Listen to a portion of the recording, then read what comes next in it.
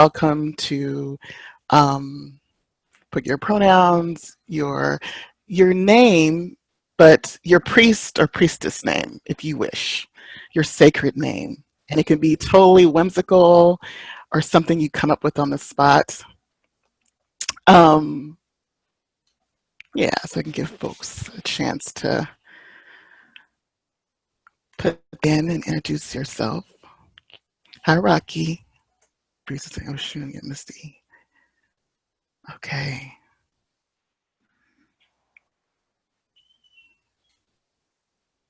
I'd also invite you, yes, recording is fine. Yes, recording is fine. You're also invited to drop into the chat any ancestral beings, future or forward, future, forward, past, that you want to bring into this space right now. Hello, Zenobia. So the chat space can be a place where we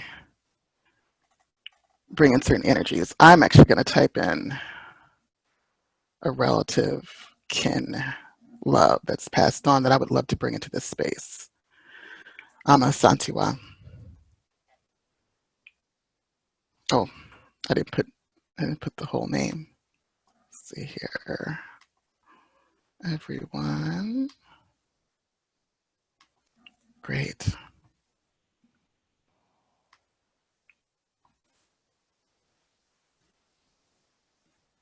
Oh, thank you, Brianna. Thank you, Danielle.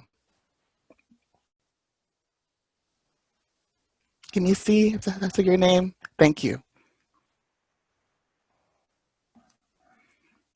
Putting in names here, everyone.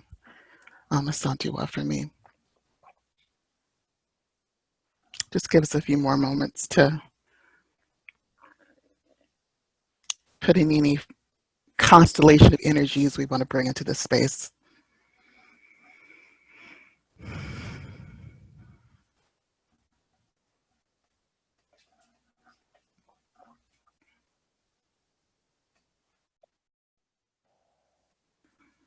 Thank you, Rocky. Ndeye, if I got your name right. Thank you, Nicole. Thank you.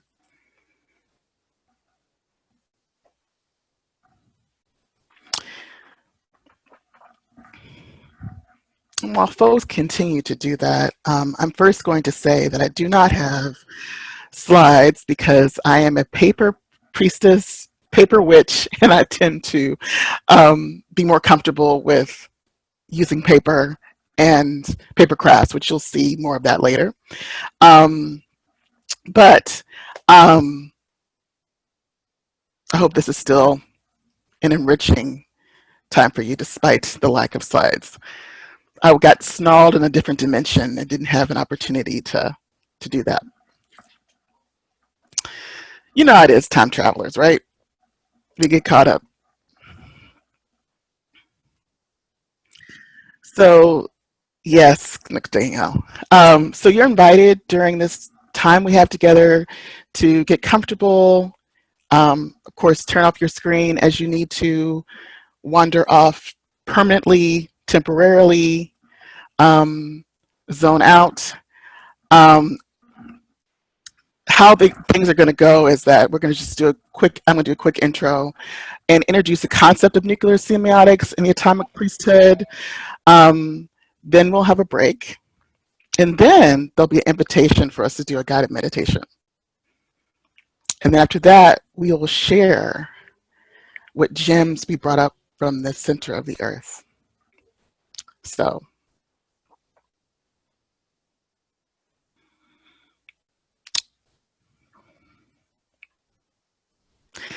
in terms of agreements, they're very simple. This is a listening space. I don't know everything. No one here knows everything. This is a learning space. Same thing. I don't know everything. You don't know everything. But we have everything we need together, and that this is a self-determining space. Pronouns are important. Self-sovereignty is important. Thank you, Amber.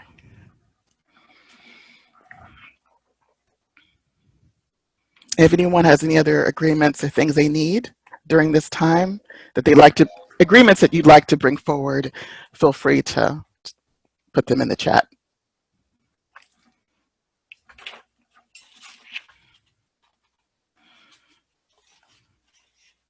Thank you, Diego. Brooke, welcome.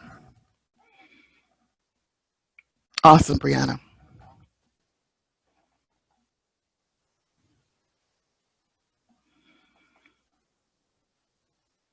I should also say during the guided meditation, falling asleep is fine and divine. So once again, our, our ancestral realm, sleep is a great place to hang out there. So that's totally welcome. Yes, rest is our right. Thank you, absolutely. So I'll go for it. So again, welcome, Atomic Priesthood. I am talking to you from the ancestral territory of the Osage Nation. Otherwise, this little corner of it is known as Pittsburgh. This time together is also grounded in the need and demand for reparations, and that we can't, to me, time travel, time work, temporal work involves reparations. It's inseparable from that project. And I am specifically speaking to you from what I call the Revelry, which is an art space that follows me from location to location around the country, wherever I move. And it's my imagination station. It's my iridescent address. So welcome to the Revelry, y'all. I'm glad you're here. So let's see. Let's start with my very analog slides here.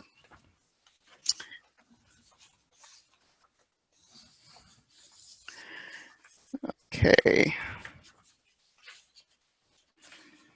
I would love to hold, let's see if I can hold this up. Can you all see that? Let's see.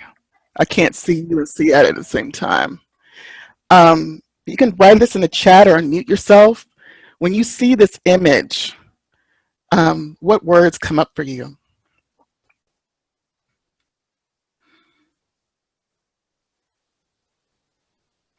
Angled. Mm-hmm. Angled. Anyone else?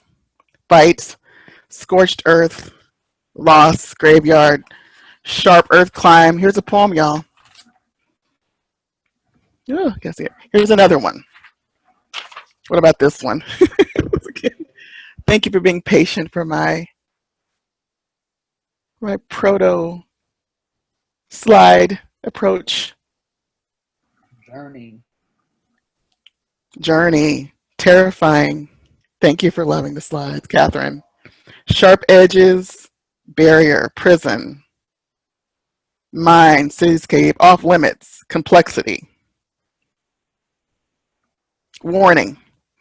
So you know what, you all? Imperialism. You all are already experts in nuclear semiotics because that's exactly what that was trying to convey. So the whole field of nuclear semiotics is, well, semiotics is the field of the study of signs and symbols interpretation.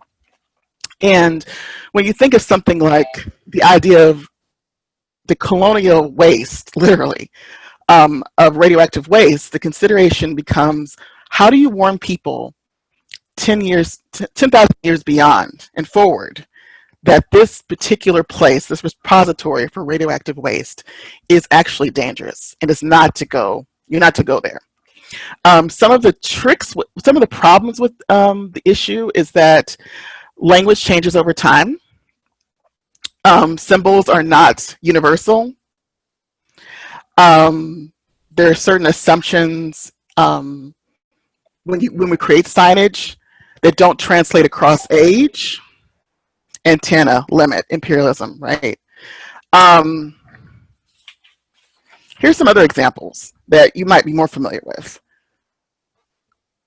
Have folks seen this before?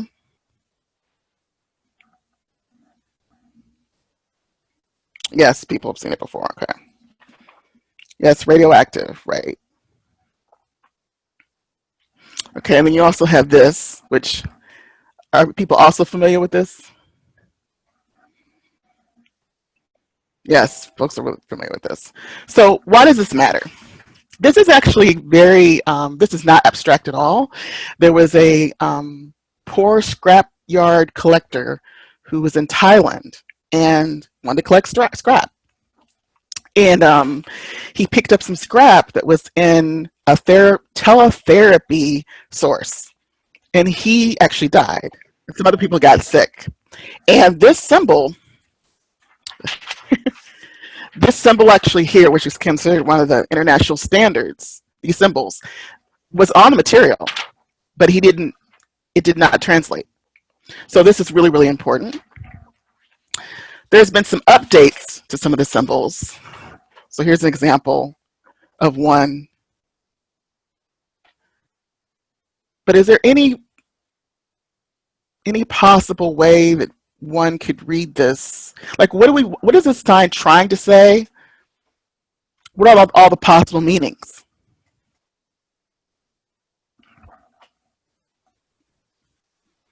Even if I didn't know what those meant, they look unsettling, uncomfortable. Radiation, death, leave. This particular radiation symbol I just showed before, they did some interviews in Kenya, India, and found that only 6% of folks recognized it as a dangerous symbol, right? Here's actually a picture of Kenyan school children learning about some of these radioactive symbols.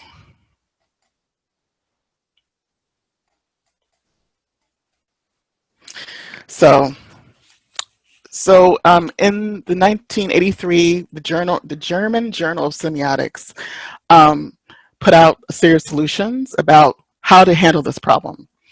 And it isn't just a matter of finding the right visual only.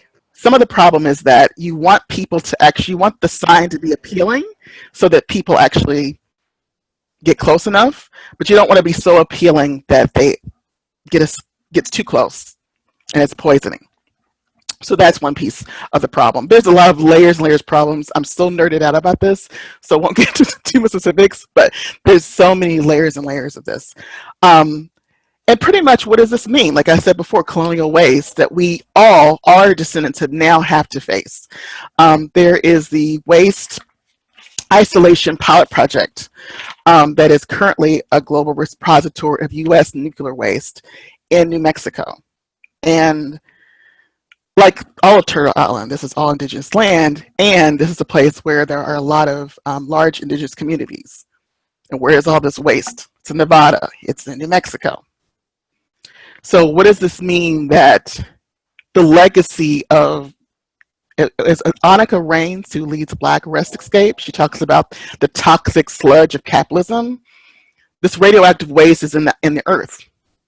And in this journal, this German journal came up with this idea of like, well, you know, let's convene a committee of people to kind of figure out ways that universal signs can be created to warn folks.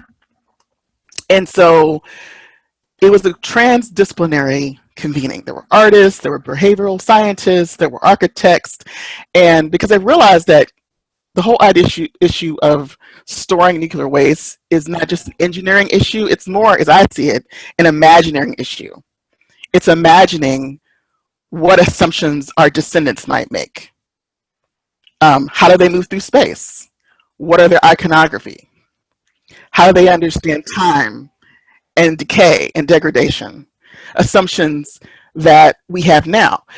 But one argument that I think, this is a very, you know, even though it's been an international convening of people coming up with different ways to conceive signs, some of the images I showed you earlier came out of some of those, like this sign.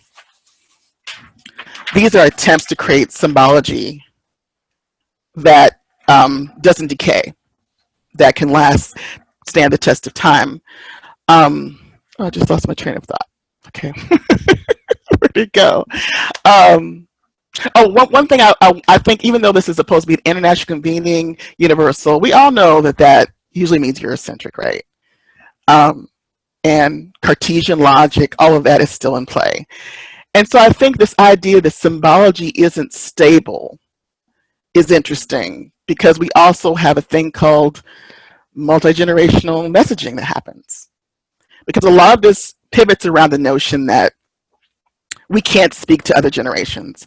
We don't know what our ancestors thought. We don't know what they would have warned us about. So this particular moment we're sharing together is an exploration, speculative, of course, and to kind of testing that out. Are there things that our ancestors can say to us across time and space? Does that make sense? Cool. Any questions or thoughts so far? You can feel free to unmute or throw it in chat.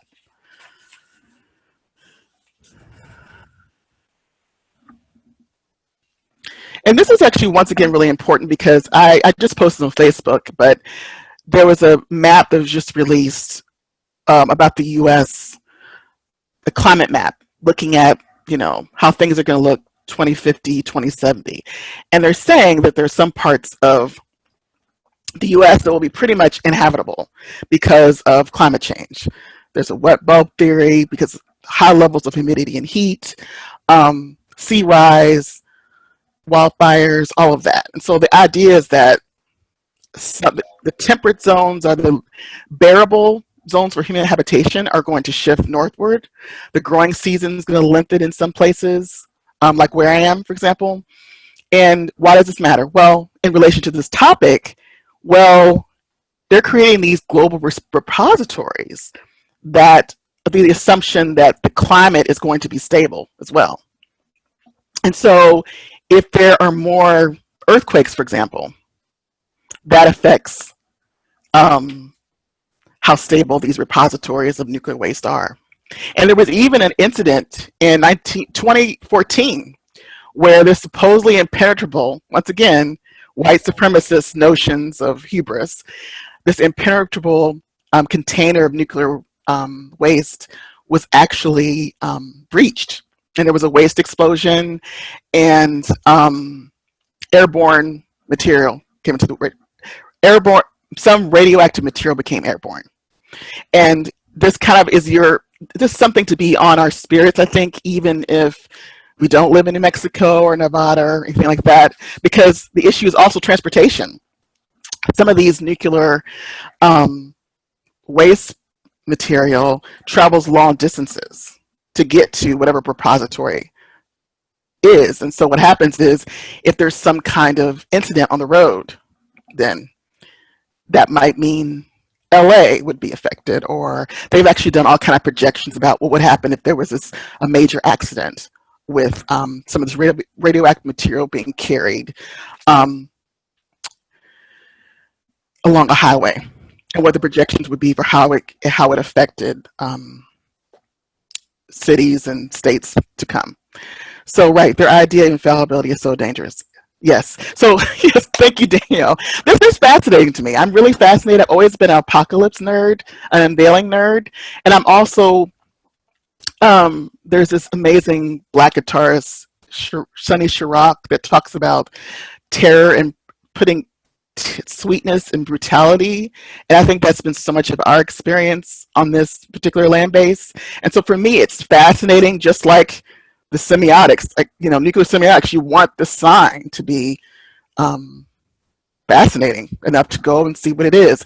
But you don't want to be too fascinating that you go and actually open up the radioactive waste container. So similarly, I think I have a particular nerdiness for ways that this terror can be alchemized. And so that's why we're here today. Almah, Mm-hmm. can you hear me well? Uh-huh. Okay, I have a question. I just want to hear your thoughts on this. Mm-hmm. What about signage across countries? Like, are they looking for a universal sign, or are they looking at including like cultural competency to where like maybe a sign in Africa would look different than a sign in Greece?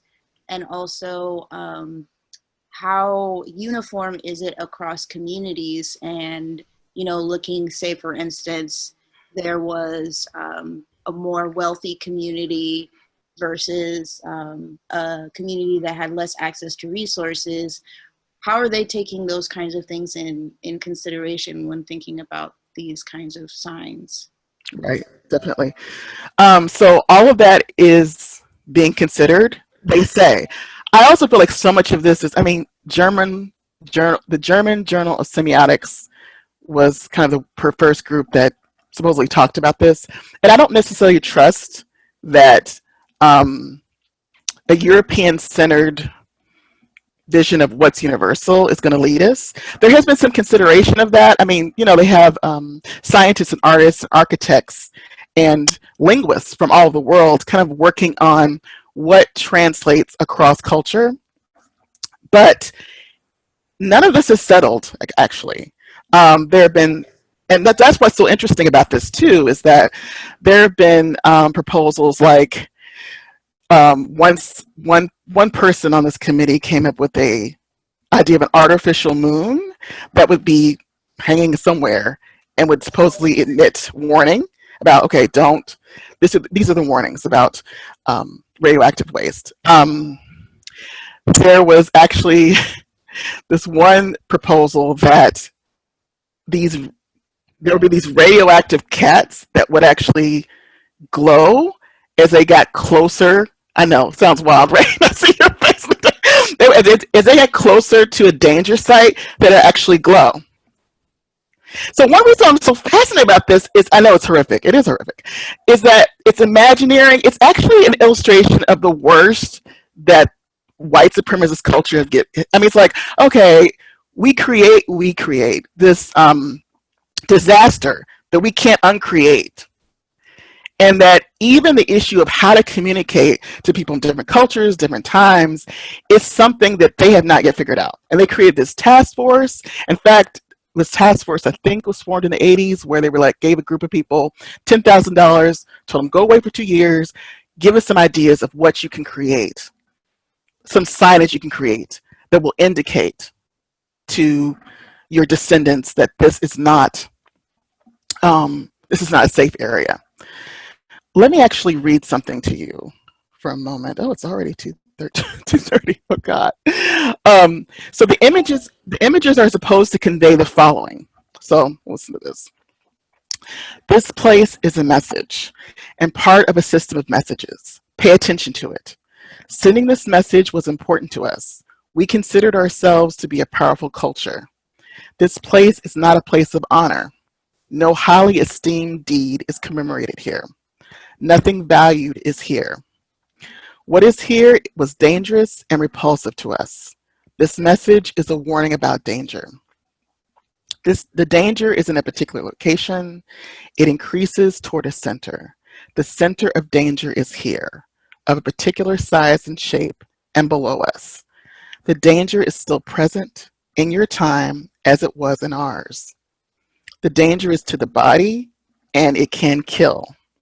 The form of the danger is an emanation of energy. The danger is unleashed only if you substantially disturb this place physically. This place is best shunned and left uninhabited. So that is what nuclear semiotics concerns itself with. Now, atomic priesthood, what is that about? Well, there was a guy named, I think, Thomas Sebeok, who came with this idea that what are the things that are most stable? Culture. What's lasted the longest? Once again, very Western viewpoint, the Catholic Church, 2,000 years. So we need to create a myth. We need to create an elite, kind of a spiritual cast of people, elites, who are responsible for guarding the myths and rituals, governing the danger of certain sites. Does that make sense?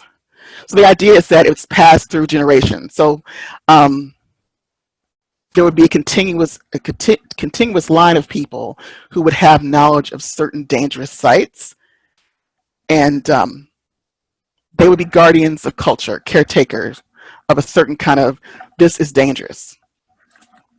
Okay, thank you. Yeah, that's a lot of symbolism to convey, exactly. And that's the thing, that it seems like it's so straightforward, but it really isn't, because let me see. I was actually gonna found a really good description of this I wrote down. Ooh, sorry, excuse me one second.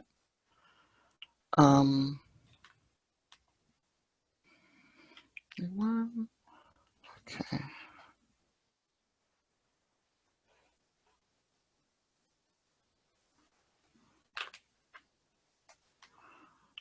Thank you for your patience as I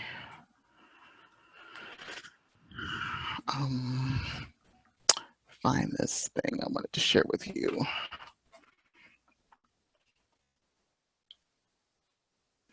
So when the first discussions came about how to design something, there were 6 criteria. It was striking in form in order to draw immediate attention, unique and ambiguous to avoid confusion with other symbols, quickly recognizable and easily recalled, easily stenciled, symmetrical in order to appear identical from all angles, acceptable to groups of varying ethnic backgrounds. And that kind of signage is still,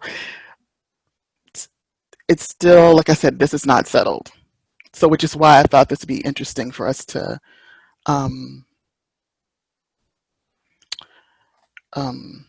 discuss a few more things. Once again, going back to the radiation cats, the idea was that they would change color, yes, as they get close to radiation sites. The thinking was that, based on the long history of human-feline cohabitation, there would be a good chance that this would continue into the future, and that the cats could warn us of danger. And when I was reading about this, and some of the comments were like, but I'll probably just want to take a picture of the cat. I mean, think about how popular cats are on the internet. It's like people are like, ooh, this glowing cat. Would that be enough of a deterrent for you? Right? You want to follow it for sure. I mean, me too. Like, oh, this cat is glowing. So, exactly. Another point when we think about multi-generation communication is that the Egyptian tombs are one example of, they were built with the intent that they would never be opened. And archaeologists have ignored the wishes of the Egyptians, have mapped the interior, walked inside, and that's, they're 4,500 years old.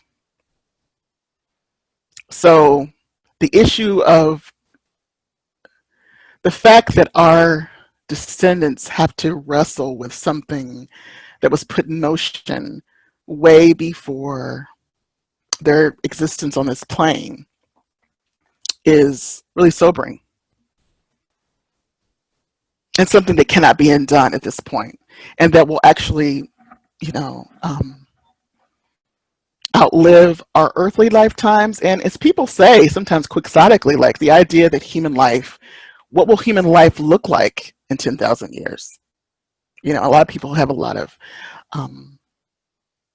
don't have a lot of faith that it'll look like much of anything. But once again, this is about alchemy, right? So I would like to take a break. If folks, yes, environmental racism at its finest, absolutely.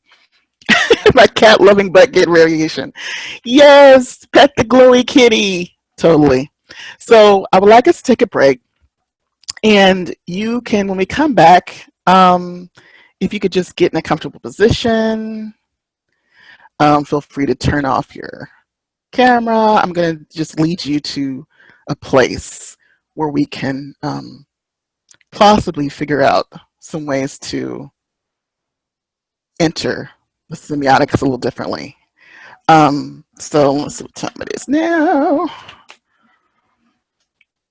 2:35. So at 2:40 we can reconvene and we'll take a journey.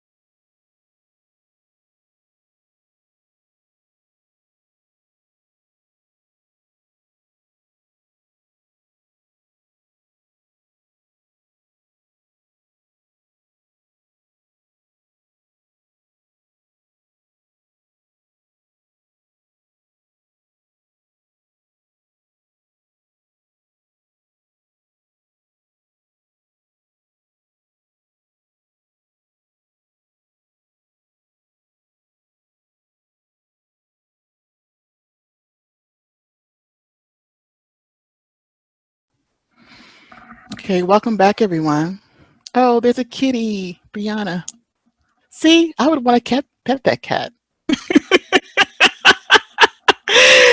Oh, okay, I'm actually going to um, put on some sound and see if you can, if it's a good volume. This is from a group of, let's see here. Let me try to pivot. Oh, not good. This is from Black Sound Magicians Mindy and Keith Obadike. And I'm going to see if this is a good volume. Are you playing it from your computer? Right. Yeah, so you can't hear it? Yeah, so you might want to share your screen and then. Got it. Thank you. No problem. And then there's an option to share the sound through your computer once your screen is Okay, shared. so I go to the desktop or application? I guess desktop, right? Yes. Okay. Thank you for being patient, y'all. This is not my forte here. Okay, let's see, share. Okay, share, okay. Cool, that should work now. I see it's sharing now, let's see. Okay. I can't get to the, I can't actually get to the volume. It's actually absolutely not necessary, but I can't seem to get to this, to the other. Okay. It's okay. It's not absolutely necessary, but I should have figured this out beforehand. Okay, do you want me to try to play some music or no? Sure, that's fine. Something ambient would be great for just Okay, about, let's see what I well, got. thank you. All right. For about 10 minutes or so.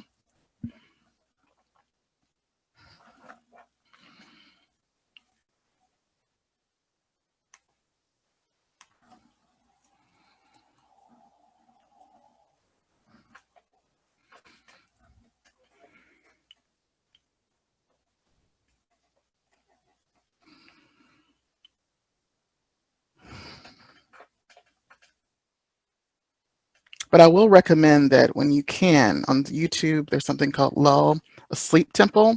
I'm putting in the chat a key, Mindy. Keys. I think I'm spelling that wrong. I recommend that on YouTube. It's like 8 minutes. It's not 8 minutes. It's 8 hours long. And you can meditate to it, sleep to it. I often just do work to it to help me get in a good space. So I'll recommend it. I'll actually grab a link since we're here.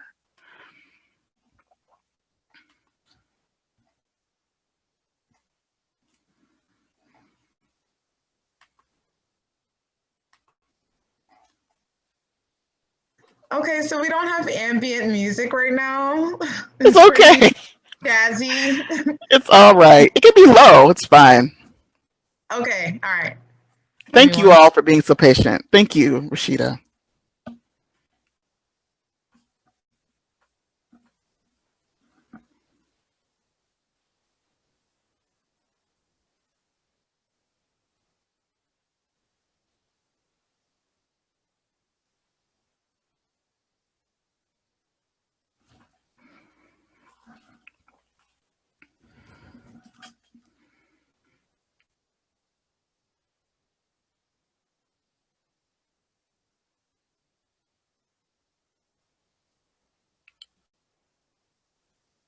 Rashida, should I just go forward?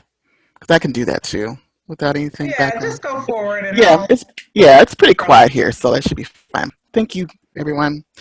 So, getting a comfortable position. You can close your eyes or not, and let's see if we can go to some places. I'm actually going to turn off my video just so you can just concentrate on my voice. Ride the chariot of my voice.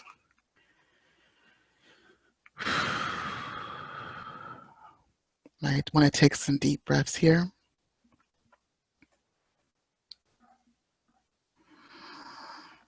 In.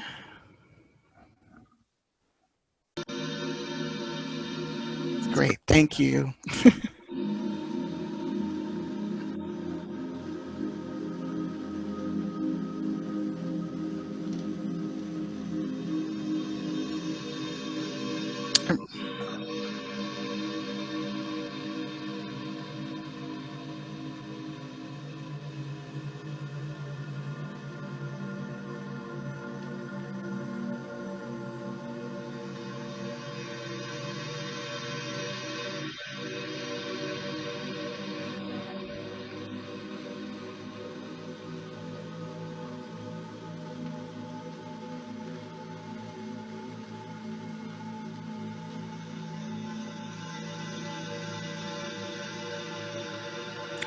You are standing or sitting or careening in the middle of a vast desert.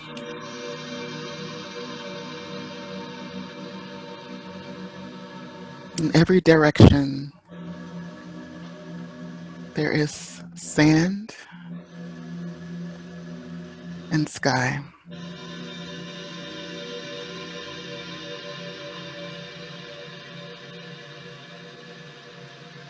The breeze is gentle, lilting,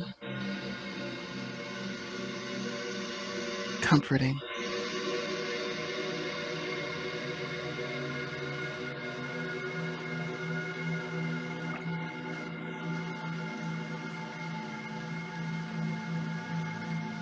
The sky is a brilliant blue.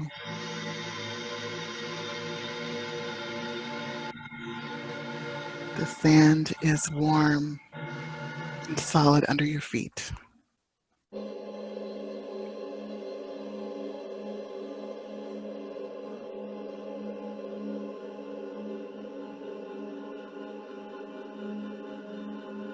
In the distance, you see an opening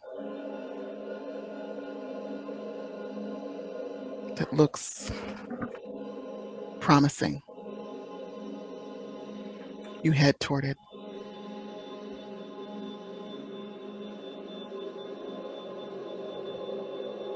As you get closer, the wind continues to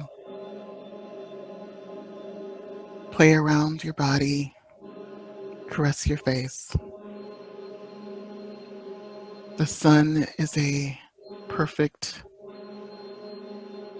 temperature on your skin. You feel solid and accompanied. As you get closer, you notice that this opening is an opening to a cave.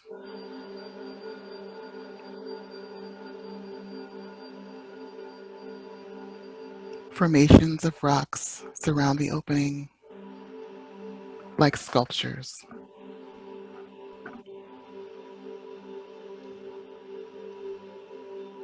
As you advance closer to the cave, you feel a cool air breathing out toward you. You breathe back, and it's like communion, the breath of the cave and your breath mingling, a dance. As you enter the cave, the brilliant light of the outside fades and is replaced by the brilliant formations that surround you. It's as if you're walking through a jewel, a geode.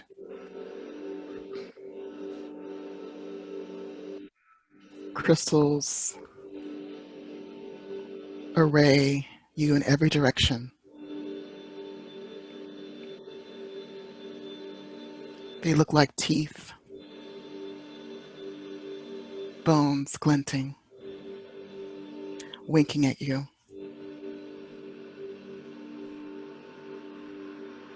You descend deeper and deeper into the cave. The air gets colder and colder, but not too cold. It's now a perfect temperature, and the air is so sweet.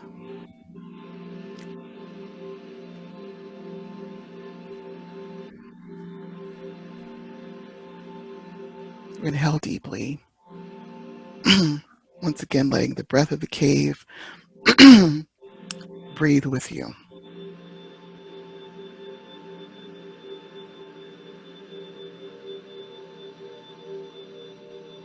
As you descend deeper, you go down crystal stairs,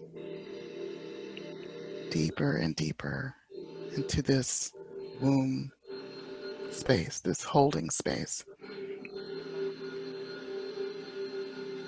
You go down these crystal stairs until you see a clearing, a large room, a cathedral of crystals all around you. In the middle of the room, there is a door.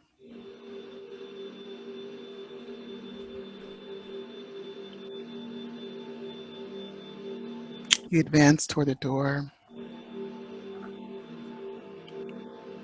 and you open it.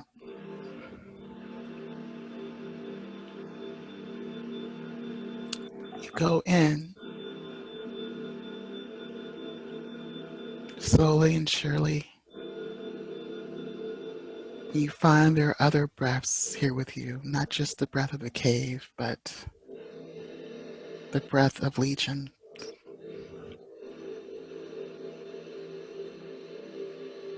All here, all arrayed here for your support. A breathing chorus of support.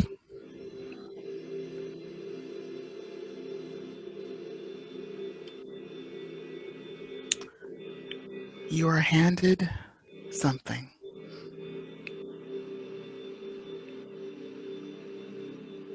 That you can take to your descendants for guidance.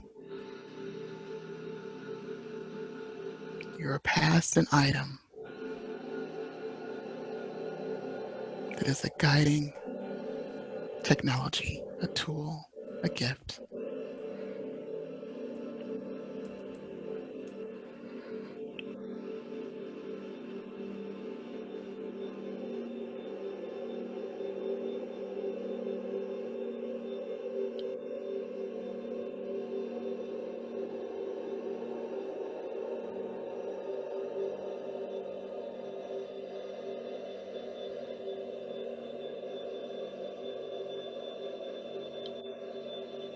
You are so supported down here in the heart and heart of the earth.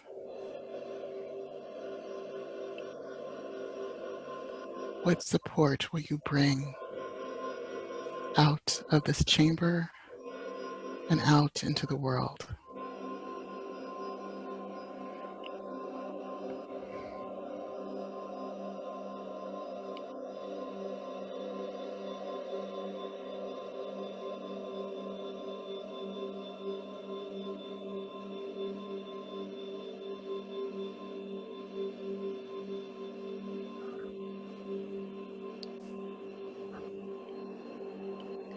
While it is time to take your lead now, there are no endings.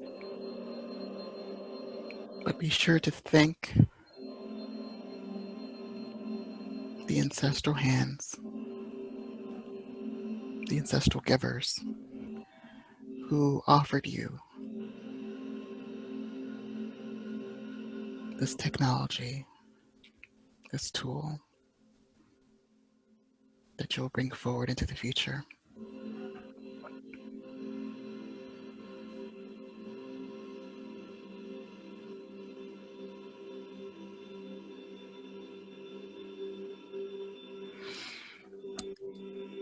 After you thank them,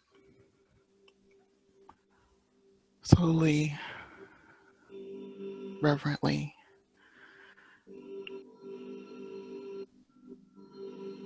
back out of the chamber.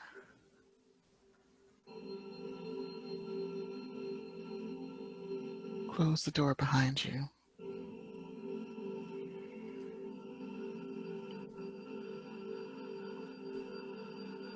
And the breaths that surrounded you from the beginning you walked in the cave will convey you timelessly back to the opening of the cave.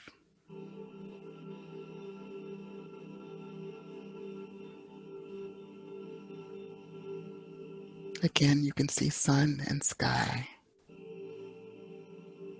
and you know in your gut and bone and heart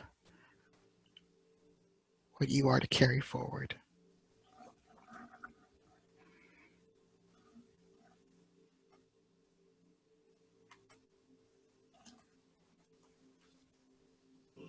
And so whenever you're ready, you can open your eyes and rejoin us in this space-time.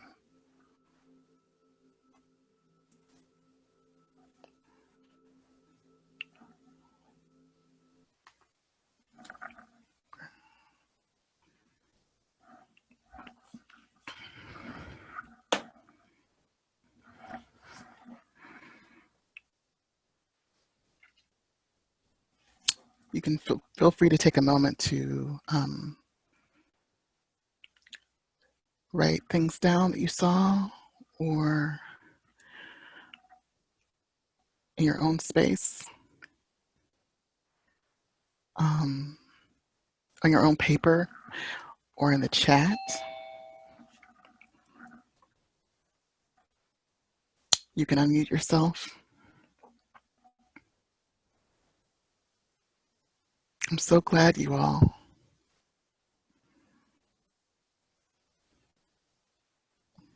That was super visual.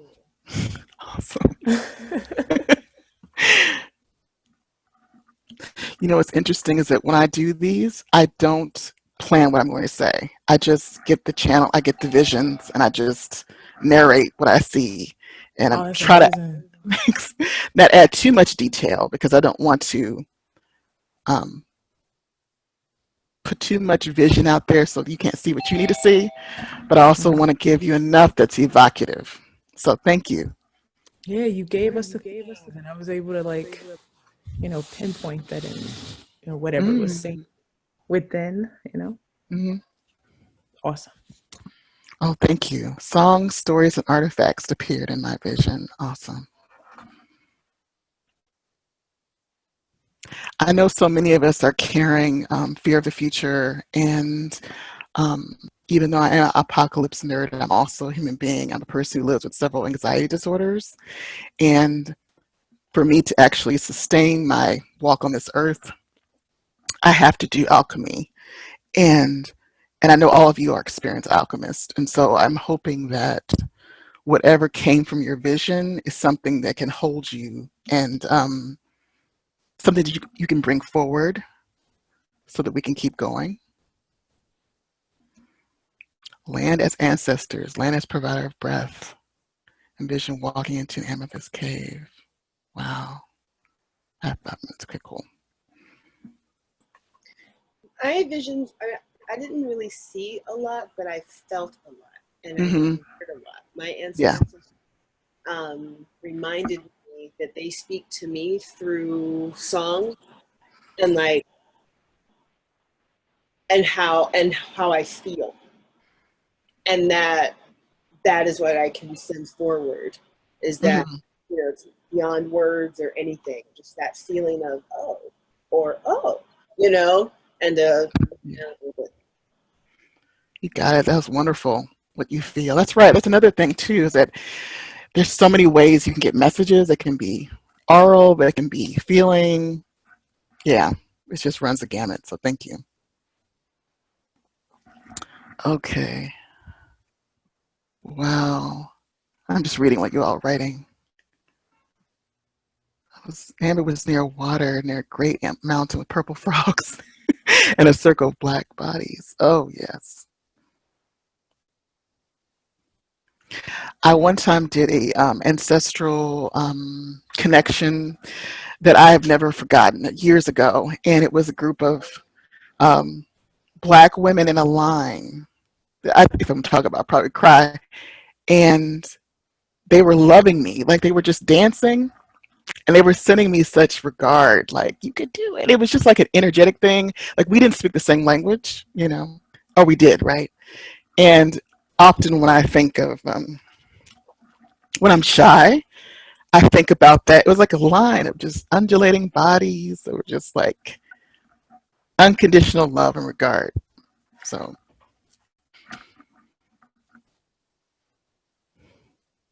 wow, y'all, I'm gonna just see how much we have. We have 4 more minutes, looks like. Or you can correct me about that, Rashida. I was given ice, water, That's correct. steam. Yes. Okay. How do you think this can inform your move forward, y'all? You want to say in the chat how this can seed your life, seed your communities?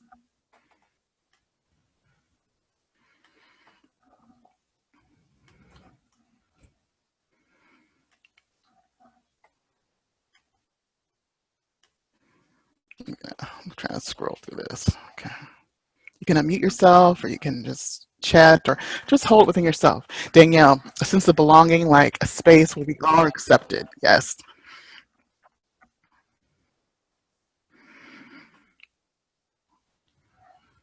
Surrender. A sense of, oh yeah, I love these.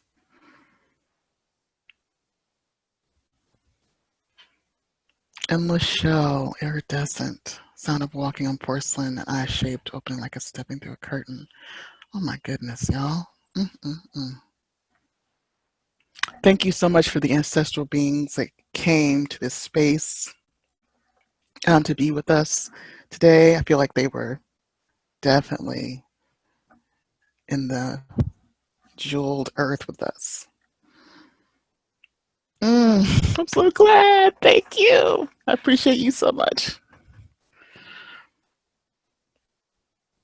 And you can have this. This belongs to you at any time. This is something that you have access to in the dream world. Insights, hunches, poetry, writing. I'm going to do this. Oh, what did I do with this? I don't have time, but it doesn't matter. I had some paintings that I done that I wanted to share, but I am on Instagram, so I can write that down. So I'll share some of that there. But they speak to you. You got them. So thank you, Rashida. Thank you all so much. Thank you so much, Alma. Amazing and beautiful as always. If you don't know, if you haven't read it, Alma has an essay in the first Black Quantum Futurism Theory and Practice Volume 1 book. It's amazing. People reach out to me about it all the time. So definitely check that out, as well as stay in touch with Alma, just amazing alchemist and person and healer and teacher. So thank you so much. Thank you. So next up we have Karine Florima, who's going to lead us into the Afrofuture during this sort of break. Karine, are you on? Okay, so I'm not sure if Karine is here yet. So this is also a break space, and so our next workshops are going to start at 3:35. We're running just about 5 minutes behind, but we can do that because it's time camp. So 3:35 will be the next 2 workshops, and I'll put the information in the chat, and we'll get Karine up in a few minutes.